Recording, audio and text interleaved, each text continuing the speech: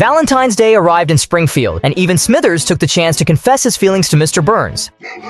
Marge was also looking forward to her own Valentine's Day surprise, but Homer's big plan was just to get the kids out of the way so the two of them could spend some alone time together. They ended up finding their own kind of romance, but Bart clearly only wanted to stir up trouble. He set his eyes on a giant tub of Jell-O and managed to turn the entire river into jelly. When Homer and Marge were notified that the rides had shut down, they had no choice but to just wait around. Luckily, the kids showed up at that moment. Homer, now bored out of his mind, prompted Bart to tell a Valentine's Day story. In Bart's story, he was a rock singer, and Lisa and Milhouse were visiting London. Lisa was drawn to the music, but Milhouse tried to stop her. Lisa went in anyway. The wild and reckless Nelson completely captivated Lisa. Even though he seemed totally crazy, Lisa felt insecure, like she wasn't good enough for him. Then a street vendor came by selling chocolate. Milhouse said only dumb musicians would eat that junk. Lisa immediately grabbed one and ran off with it, leaving Milhouse to pay. He got arrested by the police. Nelson and his band were hanging out at a pub, messing around and even picking on each other a bit. Lisa walked in. She pulled out the chocolate, and to her surprise, it totally caught Nelson's attention. They shared the chocolate, and with its help, they fell head over heels in love. Soon they were addicted to chocolate, doing everything together. But their bandmates started losing patience, especially when Nelson couldn't focus during key moments because of his chocolate obsession. Everyone began to regret teaming up with Nelson. When the concert started, Nelson was still out of it, which led to a disaster on stage and the audience finally booing them off. Bart, furious, wanted to step in, but Lisa stopped him and announced Nelson was leaving the band. The two of them went solo. Nelson became completely devoted to Lisa. They sang love songs together on stage,